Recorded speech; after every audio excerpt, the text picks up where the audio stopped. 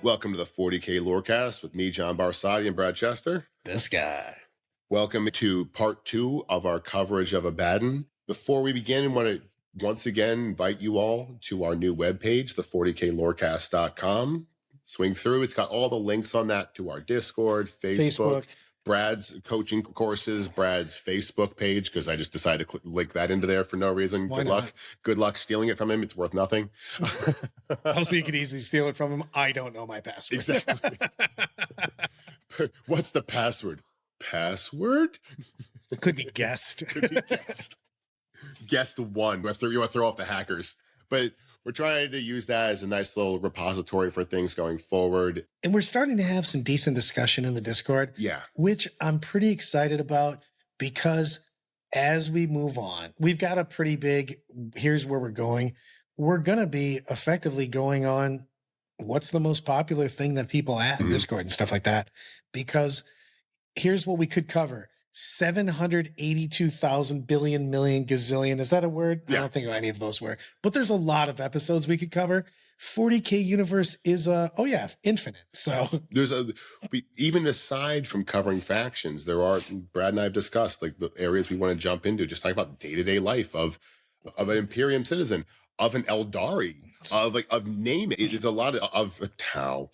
Oh, we want to talk about that. I want to go into more and more name characters. Some of the name characters have great, and we did last episode where we brought up some of the books and stuff like that. A lot of these characters have been fleshed out over the last 10 years. I think they've really pushed the books. And some of these books are incredible. Nothing to what we're talking about today. Gaunt's Ghosts. Gaunt's Ghost, Aramon's trilogy. These are insanely well-written books with great storyline. And they make the characters so much more fleshed out. And to be honest with you, I enjoy in the game putting some of my favorite characters out that have great lore. Yeah, that's actually, to be honest, like as we've been doing this cast and I've been playing, I have been noticing I'm writing stuff with a lot more lore characters in it just because it's like, meh, I'm going to go 3 and 2 anyway. So, I might as well enjoy it. Who cares?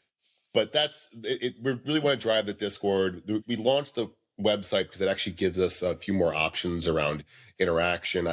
We can build a page on there for comments and section. It just gives us a bit more freedom to do some more things with this. To throw the hardcore that we're doing right now. Yeah.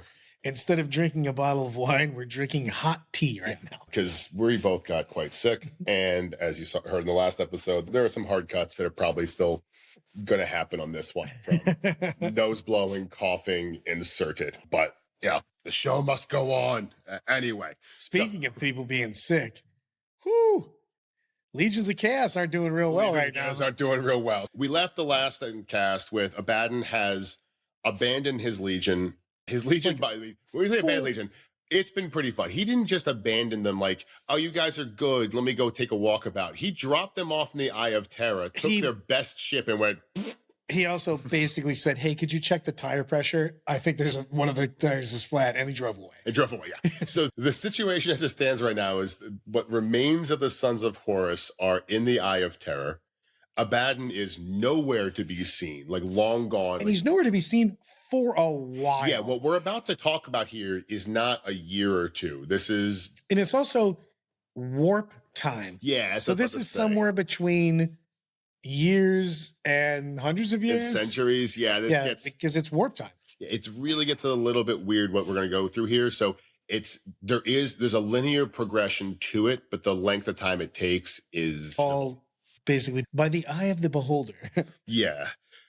The Sons of Horus were effectively the first of the Traitor Legions to get back to the Eye of Terror. Because they had to beeline to it. Well, some of them stopped through some drive-thrus. Exactly. There was some stuff. But over time, everyone arrives. Some of them arrive with a lot of extras. Yeah. Emperor's Children being a bit...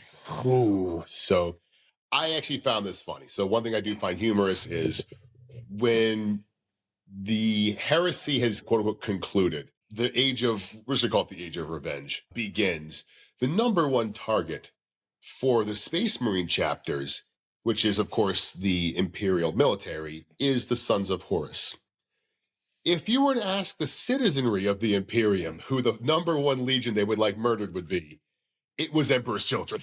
Yes. Yeah, the Emperor's Children decided to just grab Yes. every person they could find and bring them with them back to the Eye of Terror for party time.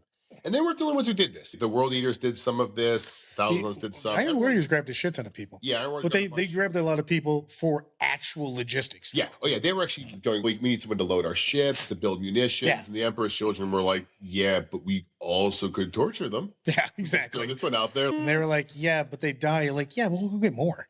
Yeah, like, but I want to. At this point in time, though, the legions, because chaos, I don't know if you guys know what chaos is, it's not good. It's not order. Yeah, it's not. And the chaos legions start to have insidious whisperings because the 4 chaos gods are always fighting. Yeah. Just period. The 4 chaos gods hate the Emperor second to each other. Yeah. So they want their patrons to fight the other ones. Why? Because we're better than them. Yeah. You should get rid of that.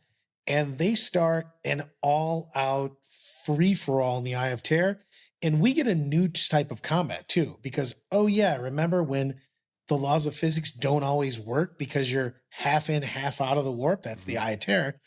So we get some wacky wars and it starts to get pretty crazy.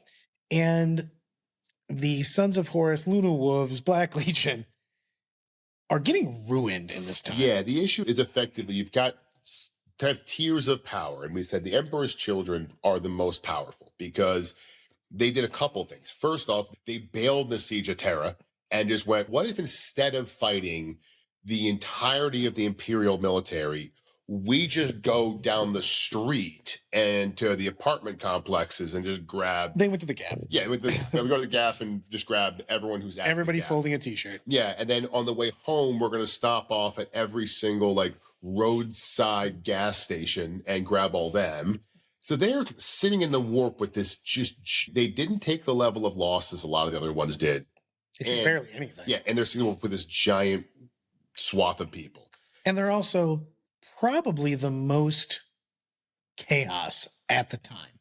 Yeah. Because a lot of people have been corrupted more over Death Guard, but their own thing. Death Guard's different. Yeah, Death Guard are just, they're just. But these guys dying. Aren't fractured yet, and they're also wildly into chaos. Because Fulgrim did a good job in that his opera of death, his ballet of death. But he cleaned out everybody that wasn't just straight crazy person. And so they are just wrecking shop. But you also, of course, have World Eaters. You even have Thousand Suns. The Thousand Suns actually have been there for a little bit. And the World Eaters aren't quite broken yet. We haven't got Karns. What's actually happened, and what's cool about this war is that it's not just the factions fighting each other, but even within the factions. Oh, yeah. As we said, the Chaos Gods they like to fill a gap of leadership.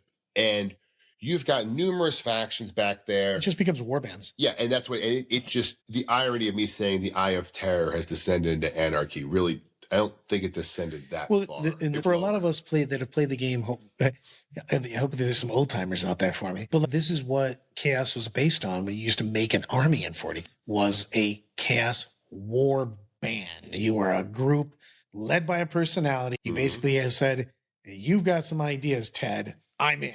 And he grabbed, and this is why you used to see a lot of non-Legion armies, because they would just take everything that they could get. You know what I mean? And rock from there. That's the reason, not because the rules would be super broken if you crossed over multiple. 1,000%. You used to really break that. Undivided Lord, my friend. Then you could bring Zerkers, Plague Marines, Noise Marines. Yeah, I'm all like I liked how well you were sugarcoating that, but I was in my head like, you guys did that because it was broken as all hell. Chaos Black Book, thank you very much. Chaos Black, yeah, that was a fun addition, wasn't it? And the thing is that we've got notes on this, that a lot of the legions aligned to their god, but there's several legions that didn't have a god. So they either worshipped all of them or none of them. Like Word Bearers, for instance, all equally. Yeah. They were just like, I want the full buffet. And then you had people like the Iron Warriors, which just did deals that tried to give them a little bit more. Exactly. He was just, whatever I can get, I will take kind of thing. Yeah. And then, of course, you had I mean, world leaders don't even know they're corn worshippers, but they are. But Yeah. But most importantly is the Sons of Horus. The Sons of Horus. Horus was beholden to all 4 chaos gods. he was the champion of And that's what happened. chaos. So when he broke apart, those chaos gods, in fact, I think their legion was maybe one of the biggest targets because it was this piece of, well, who's going to get it? Right. And so they're getting just bombarded and captains are going to different chaos gods. Well, they've also lost every single, because the fact that the Dawn's gone and because of everything that happened during the heresy. Yeah. The top 8 guys Are all dead. are all dead. Yeah. Are all dead or gone. So you have like, hey man, who's next in line? You're like, we never thought it would get this far. No one knows who's next in line because it's just, we lost everybody. And so what you have is infighting within the Eye of Terror where everyone is trying to get a leg up. But you've got factions and a good, like Emperor's Children, who don't really like a fair fight. They're not corn. They like picking off the weak and then exploiting it. And what you have going on right now really well is, we talk about the weak, is the Sons of Horus are quite weak. And they decide this is who we're going after. And the Sons of Horus, and they're not the only ones with this, everyone basically targets the Sons of Horus. But they're also splintered too. But they're not like, it's not like we're leaderless, but they're leaderless and in the small roving bands compared to everybody else. So they are just getting jacked. Like pretty super jacked, to be honest with you. So what the Sons of Horus decide is only one thing they can do. And that is build a giant fortress and just protect ourselves. So they build this giant fortress in the middle of the Eye of Terror. Which kind of gives them the Field of Dreams thing, because the rest of the Sons of Horus start just coming there because they're tired of getting their asses kicked. Because again, everybody's kind of, and they also have, to be fair, they have a little of the, hey man, remember when like shit went bad and you guys were at fault? Yeah. And no one can stop me from bullying you right now? It's your fault. It's your fault. And the one mistake or whatever they did there is they decide to entomb Horus's body in this fortress because they were looking for a god to worship as well, and they selected Horus. So the Sons of Horus are now worshiping Horus's body in the middle of this fortress. Seems like a good idea. You want to come get us, then you have to get through all of our defenses, blah, blah, blah, blah, blah. Issue with that is a certain member of the Emperor's Children named Fabius Bile. With Trojan. He's got some stuff on him. Yeah, so I do want to take a little note about Fabius Bile. Fabius was the chief apothecary of the Emperor's Children. And like, he was already doing weird. If you take an apothecary and you put him on the side of Slanesh, you're not. Put it this way, here, let's just go for how weird he is. Yeah. The Dark Eldar come to Fabius Bile for some of his creations. Yeah. It's back and forth between. Fabius Bile is creepy, like really creepy, but he's also very powerful within this legion. He's super creepy, but he's also a genius. Yeah. Oh, he's incredibly smart. He's not just this random, like. No, he is a wacky, he is an awful mad scientist. Yes. He's got means, he's got intellect, and he has zero morals, negative morals. Yeah. And so he decides that what they need to really overcome, for the traitor legions to come back up and go take it to the Imperium, is they need a new leader. And so why make a new one? We can just have the old one again. And decides, I'm going to clone Horus. Well, originally he kind of wanted to Frankenstein Horus, but yeah, but he decides to clone Horus. And obviously, if you want to clone someone, really helps to have their body. And you know who has their body. Oh, I know who has their body. I'm going to go get it. So he leads this force that just wrecks shop. True. And at the same time, he gets the body. He does some stuff. Oh, we're going to get there. Don't worry. As always, this episode, I don't foreshadow and leave it for the next episode. Those who know the story know where we're going. Those who don't know the story, don't worry, we're going to get there. They just completely run through Sons of Horus and actually end up killing most of the other remaining Sons of Horus in this process. This has happened, and now whatever's left of the Sons of Horus are just fractured and waiting to die. These few remaining guys realize well, we're just out of options. And they do a Hail Mary. And the Hail Mary is, what if we just kind of put out a call to all the people we were friends with? Forget Legion, just across Legion, and see if we can put something together here, because we don't know what's going on. And it's, again, it goes back to what I was saying before. The Black Legion actually have a lot of honorable history here. These are sergeants, captains, soldiers who are members of what are now falling legions. These guys, they were traitors. Now they're falling to chaos and are going, yeah, man, like, no, like, this isn't what I wanted. I don't want to worship. I definitely don't want to worship Slanesh, but even like Tzeentch, like, this is Well, take in all your strays, Ellis Island, all of everybody. us. Yeah. And they begin building this fighting force that's going to sit there and, all right, effectively, the starts of a new legion is coming from this. One of the key ones is Kaon, who is actually a Thousand Sun sorcerer. Yeah, who is now independent.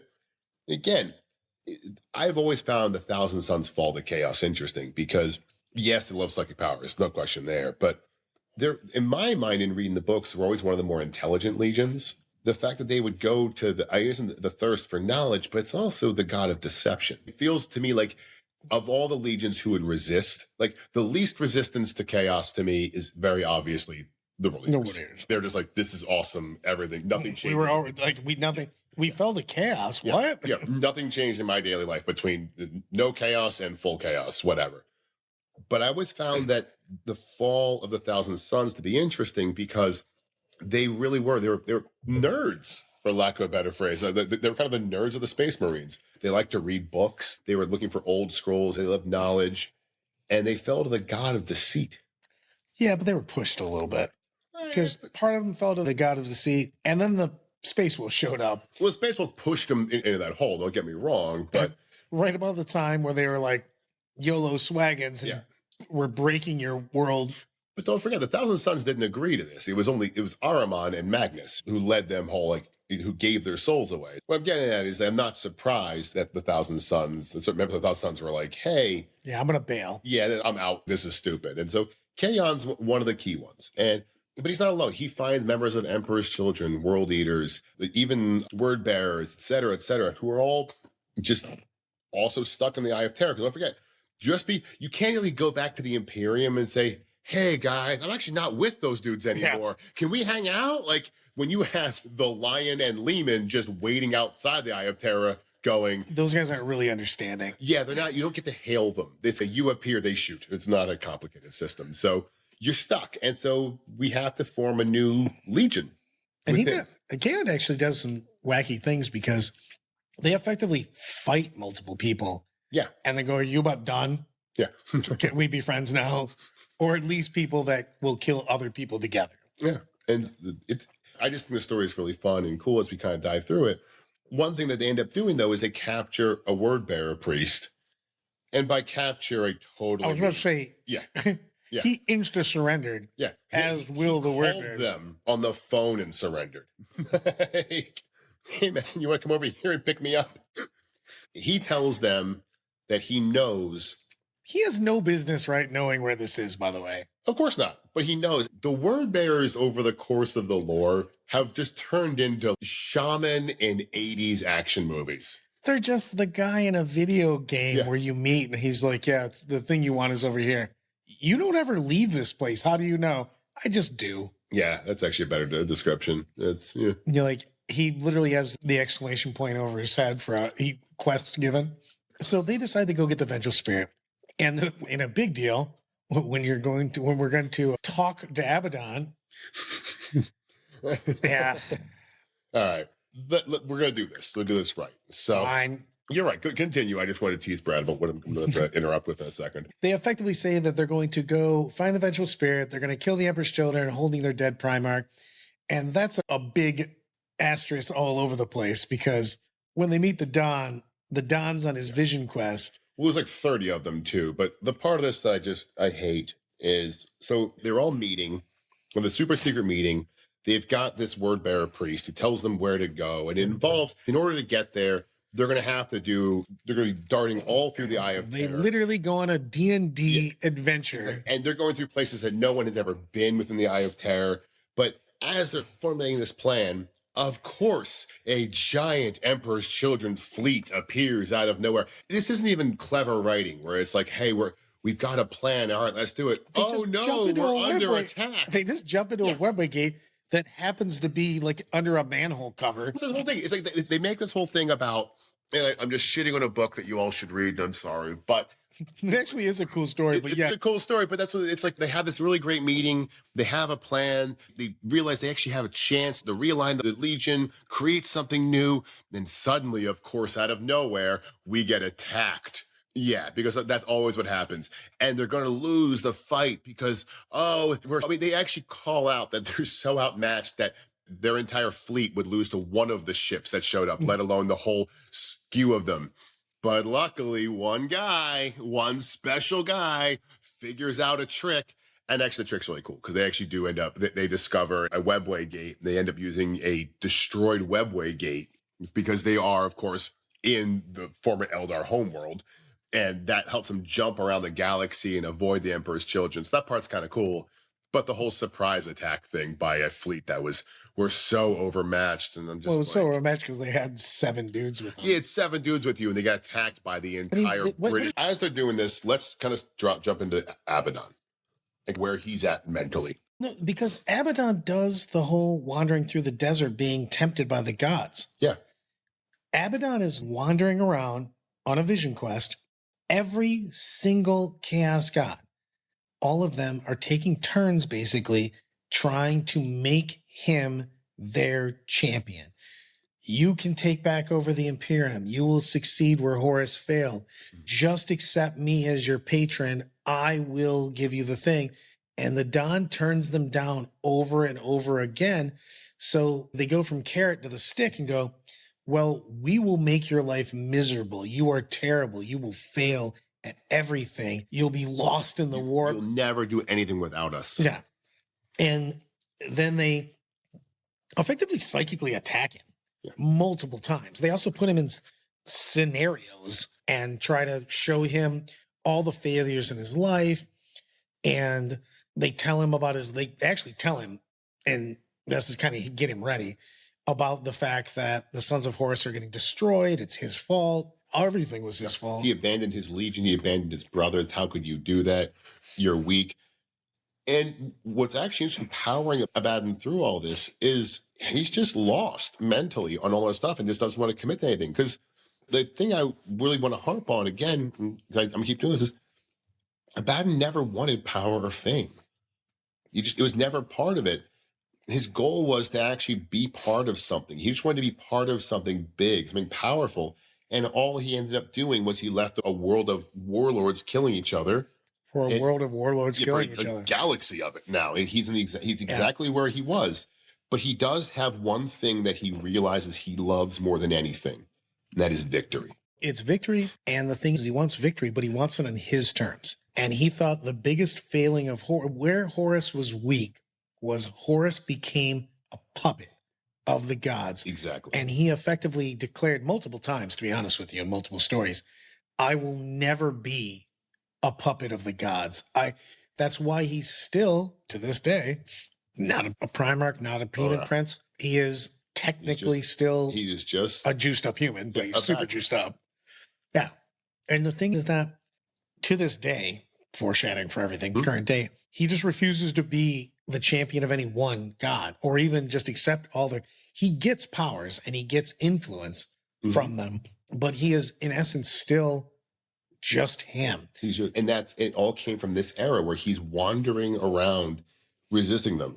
But eventually, during his wandering around, a bunch of dudes show up on his ship who are pretty damn lost, and they're super happy to have found the vengeful spirit.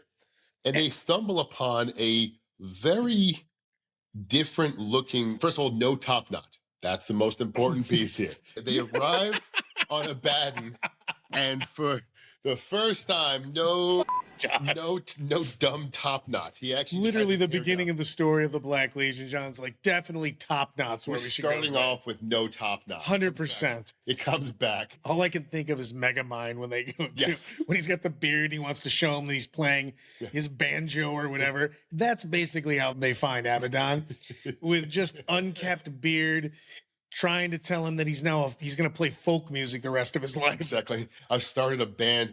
I'm a 1-person 4-piece band. Cool. And you don't want to hear it. The Don wants to, before he starts his long war. Yes. He doesn't really want to do anything. He again wants to do folk music. Yep. And they tell him about the fact that the Emperor's children stole the body, and he gets the what? Yeah.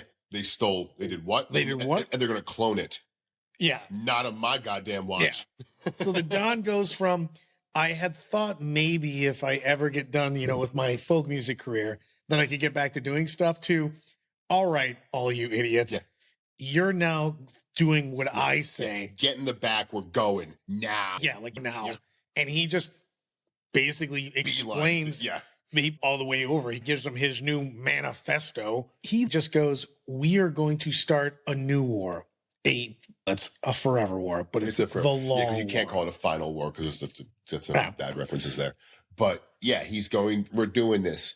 And his biggest piece is that Horus failed because he was short-sighted in his goals. So now I'm not doing that. And we're going to, the line I like, it's actually, there's a very good quote in the book, and I don't feel like stealing it because of basic human decency. But the gist of the quote is, we conquered the galaxy for the Imperium, and they gave us nothing but betrayal. So now we're going to go reconquer it for ourselves. And I kind of like that, to be honest. It's kind of a badass quote. So good for him. Anyone who comes against us, they're just dead. We're doing this. That's where you get the let the galaxy burn. Yeah, let the galaxy burn. So the Don still has picked up, because everybody offered him Jews. Yeah. He still got extra new Don powers. Yeah. So he starts grabbing everybody he can find. With a warp power. So now he can actually, they're in half warp.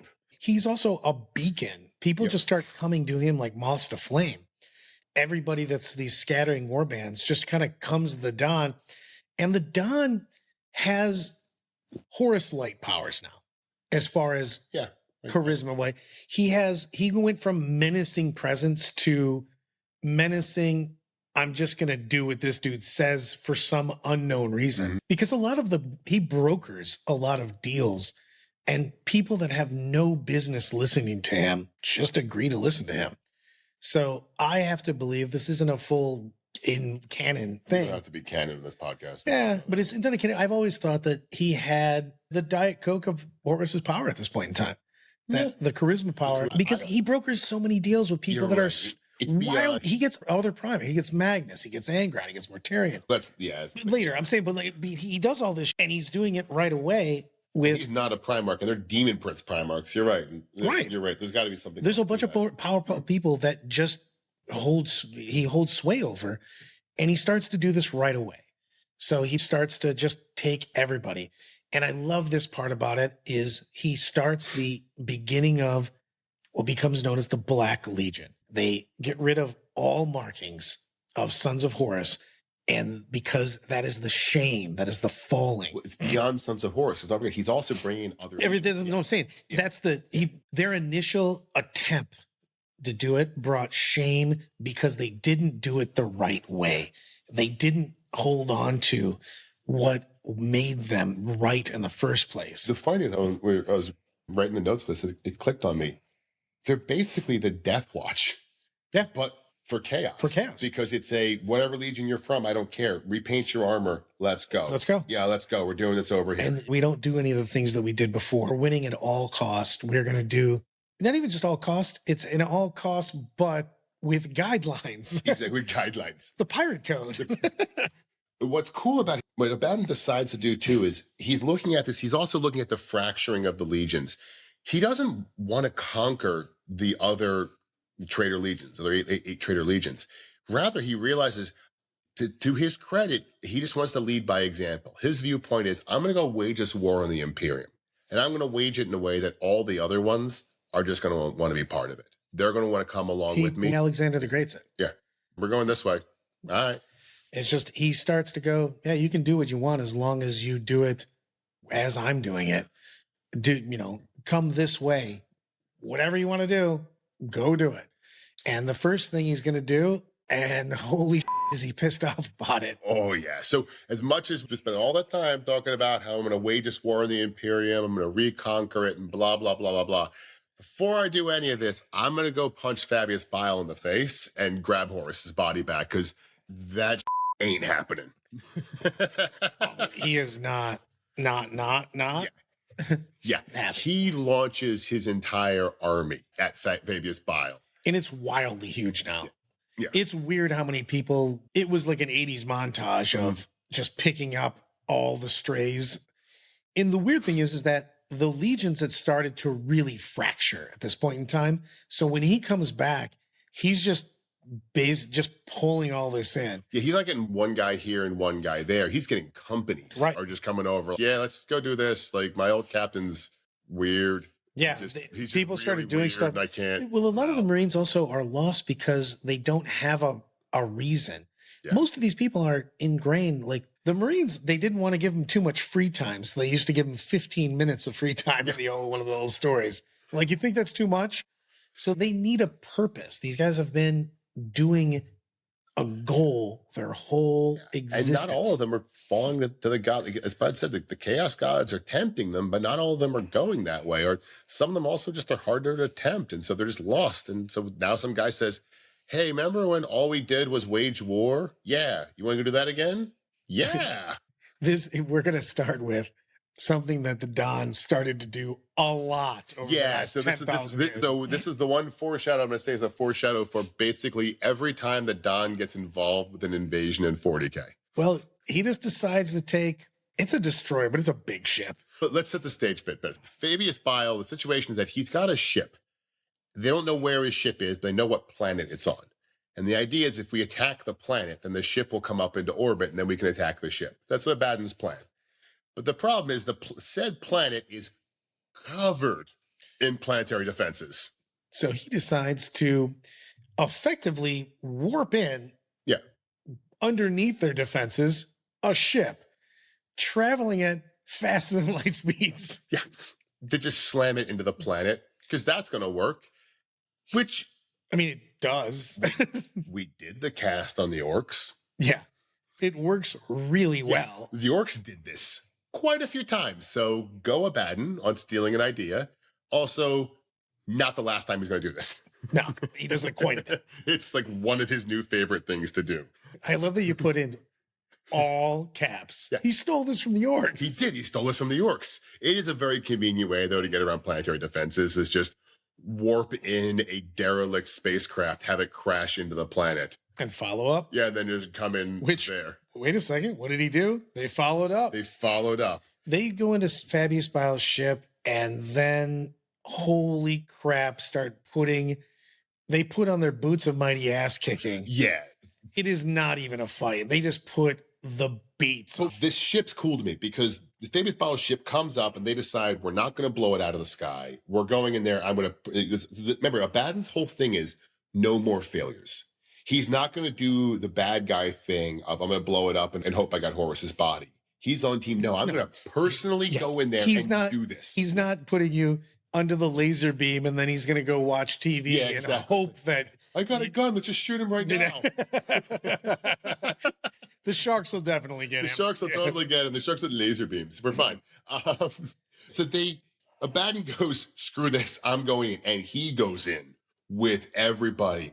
But Fabius Bile's ship is not. It is bonkers town. Yeah. He has also been experimenting with fusing people into the ship. Yeah. Which is pretty freaky. Yeah. Fusing demons to people. Robots to demons to people. Basically all human centipede, but for murder. Yeah. It's just, and it is, the reason I like this is that you hit this ship and it's just full of these these aren't like cute and cuddly things he's making. They're all meant for war.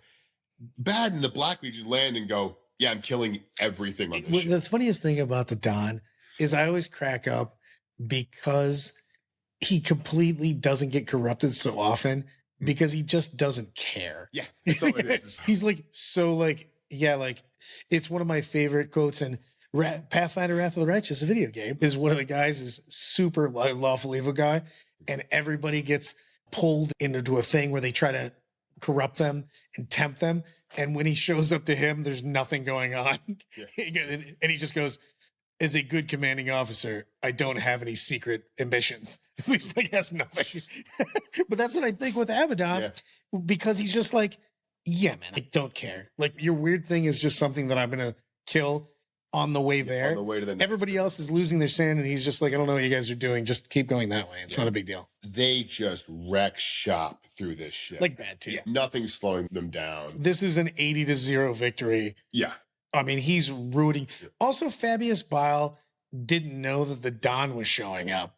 No, that part, I think he was expecting it.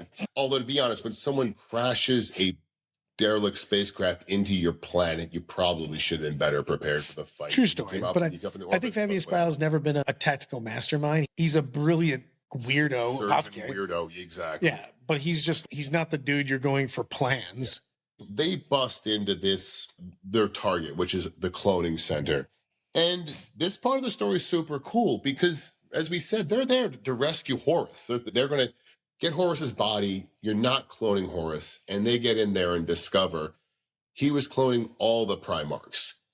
All of them. Yeah, I was about to say, they don't really do this justice because he was doing all 20, and 2 of them, we don't know who the hell they are. I saw the 20 and I'm like, is this a typo? Because how did you find the missing 2? And for all you wondering, yeah, that's all I got too. Like, I was actually hoping to get more information out of this and read the book. Like, no, they just... Fabius apparently just knows the deleted guys and just was like, whatever. He is in the warps. The Chaos Gods probably knew something about it. But he's cloning all 20 of the Primarchs, which is a lot scarier than anyone thought. Basically, Fabius is making a super army. And then, I want to point out, Abaddon's not a good guy. And he's fighting the bad guy. And he's going to do this to actually help out the good guys because 20 corrupted Primarchs being launched into the Imperium would have been bad. He also decides that he is not down with this. Oh, at all. So he goes full murder hobo. The NPC was trying to explain some backstory from the DM. And he's like, no, thank you, sir. No, all this breaks. And he started murdering everything. He did have one clone. And of course, it was the Horus clone. Yeah, kind of the side of the room, there's a bunch of loud footsteps come. I feel the book credit on this. They're fighting, they're basically destroying the cloning room, and they hear thundering footsteps coming down a corridor, and all of a sudden, a bunch of Justarin just go flying through the air. I mean, Duel of Fate starts playing. Yeah, as a giant figure wielding a very special Warhammer just starts wrecking people. And it's the clone of Horus, and it's holding the Warhammer that Horus was given by the Emperor, and he is wrecking these guys. But Abaddon crushes him. Yeah, I simply put, Abaddon killed his father, and did it once, I'm doing it twice. I did laugh so hard at this last night. So I need to give you guys in the notes. After he kills him, he goes, to Abaddon's credit and John's joy, there was no long speech. Yeah, this is the first time I can ever think of with GW. Abaddon and Horus are fighting. Horus starts saying some words to him, and Abaddon says, shut up, and just starts slapping him.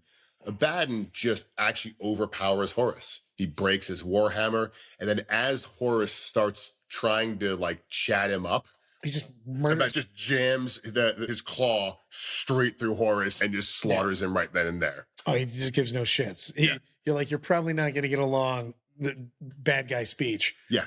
From I was so happy about that, because every other book we've had to listen to, and these are all the reasons why you betrayed me. And but he does give a full Arnold 80s action movie line. Yeah, which is way better. Yeah. I am not your son. I'm not your son. So he says, because the clone refers to him as his son during the fight. And at the end of it, after he kills him, he goes, I'm not your son, and leaves. Yeah. He basically, again, gives the 80s movie, because he just blows everything up and just rolls out, which is funny because the Fabius Bile ends up doing a bunch of work for Abaddon after a while. But Oh yeah, they eventually come back around and become best buds, and especially more modern versions. so there's a big thing about this because the Dawn goes from broken to fueled by hatred, and he turns his wild loyalty and love of Horus into a driving. He is literally fueled by hate. Yeah, he just honestly he hates Horus. No, And- but he hates Horus for his Yes, weakness. exactly. Yeah, not the person, Not Horus, the but person, for, exactly. for failing. What he said was Horus failed to lead by failing to succeed. This becomes all Abaddon cares about is success, and so he's just not going to fail like Horus because he's not going to fail. And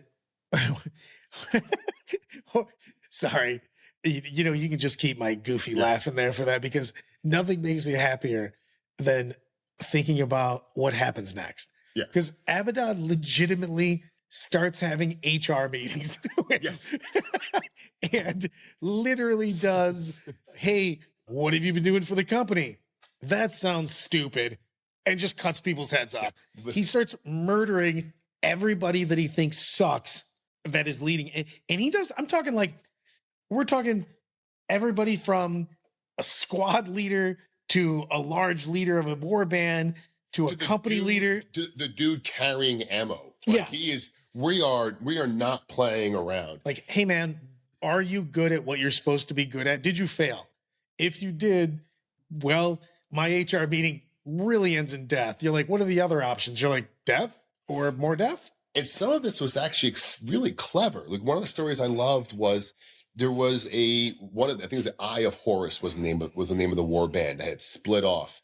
And they had just basically told Abaddon to go F himself. We're never joining or doing anything with you. He murder faces everybody. Well, so what he does is he attacks an AdMech post and invites them on the attacks. Like, yeah, great, we'll hang out with you. So they go and they attack the AdMech post together and they run over the AdMech. And at the end, the leader of the Eye of Horus comes over to Abaddon and goes to shake his hand, and Abaddon cuts his head off. Yeah. And it turns to the Legion. He smokes every captain. Yeah, it turns to the Legion, looks at them, and they all immediately bend the knee. And boom. And this is what he does. He just kills everybody. Well, he kills everybody, especially in charge. Yeah. Because he also thinks that he goes pretty psycho about this because he just decides that everybody was doing it wrong. Everybody failed. If you were in charge when we failed, you're now dead. Yeah. And what I love about this is same thing the Lion did. Where he just went through but with a lot more murder. The Lion went through and challenged every captain and said, I'm going to prove I'm better than you. Abaddon just went, I'm just going to kill every captain, and every one of you is going to follow me because who else are you going to follow? The guy who's dead? What do you want? And Abaddon now becomes, over this period of, it ends up being, I think, a couple thousand years in actual imperial timeline. It's wildly all over the place for that. Yeah. But by the time he reappears in the imperial because timeline. in the Imperium timeline, he showed up because the warp timeline is so weird. That's the thing. So it's a little bit hard to tell what's been going on, but he effectively goes into the warp with him and a few buddies. Most of those buddies die, and he comes back out of the warp, the warmaster, with not all, but the vast majority of the Chaos Legions either directly under his command. And it really wanes and waxes. Yeah. Because depending on what he wants to do, because I want to touch on the Crusades a little bit before we go. Because the Crusades are such a big thing. Abaddon has 13 Black Crusades. And people always go, oh, they retcon him to be this mastermind. Because in the Arks of Omen, I call it Arks of Covenant, I don't know why. But pretty different. He comes and he blows up Cadia and he does all this stuff. And they're like, well, they retconned him to be this mastermind. No. As well back, we were talking about this before we recorded the first episode, Abaddon. Way back, and I think it's either 2003, 2006, they had already talked about his crusades weren't trying to take over the Imperium. His crusades were trying to get things. Yeah, Abaddon was his idea of long war. What he meant by that was, this will take as long as it needs to take. I am not going to make the mistake Horus made. Horus was under a clock. Horus's problem, his entire plan involved getting to the Terra before Gilliman and the Lion got there. That was Horus's thing. Abaddon's plan is, I'm going to conquer the Imperium. So I'm going to do logistics. I'm going to do this. I'm going to do that. And his crusades were built around both strengthening his position and weakening the position. A lot of those weakening. And he got his blade, which contains a world dominating demon. All of these things led up to it. And it's a big thing because people go, hey, this was retcon. No, really, it wasn't.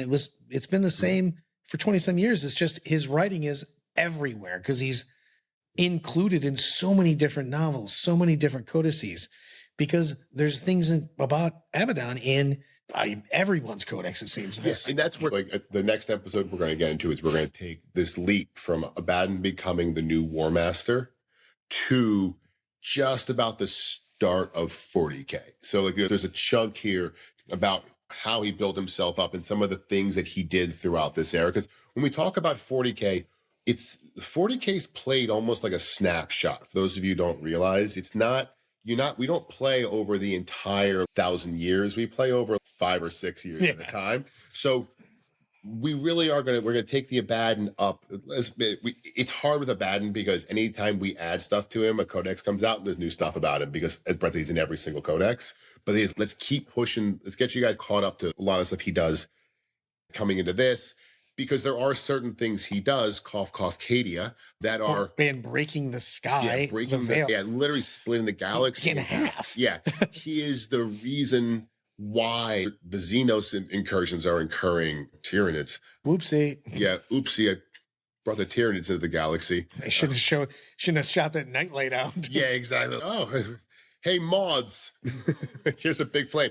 So we're going to cover a lot of that stuff with Abaddon. But to recap the episode real quick, Abaddon, the very first one we talked about, Abaddon comes up. He's right next to Horus. The Horus heresy fails, and he's just broken. This episode was about the rise of him coming from this broken man who just feels that anything and everything he's ever... It's like the reforming, though. Yeah. He reinvented who he was. Exactly. He went from the follower of failed betrayers. Yes. To the leader of the long war and the guy that's going to get things done no matter how long. There's no, again, like you're saying, there's no clock, there's no anything.